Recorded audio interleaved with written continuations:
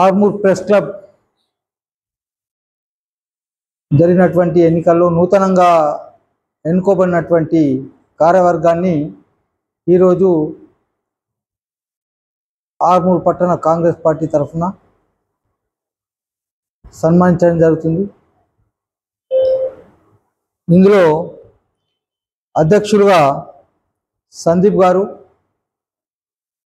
కోశాధికారిగా అబ్దుల్ అజీం గారు, జాయింట్ సెక్రటరీగా చక్రధర్ గారు, ఈసీ మెంబర్గా చేతన్ గారు, సామ మురళి గారు ఎన్నుకోబడ్డారు. వీరంతా చాలా కాలంగా జర్నలిస్టుగా ఆర్మూర్ పట్టణానికి చుట్టుపక్కల ప్రాంతాలకు ఎంతగానో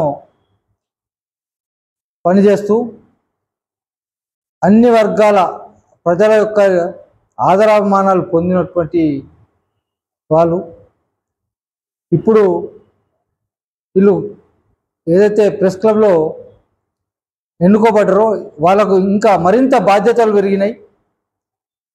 అదే బాధ్యతాయుతంగా పనిచేస్తూ ఇక్కడ జరుగుతున్నటువంటి విషయాలను ఎప్పటికప్పుడు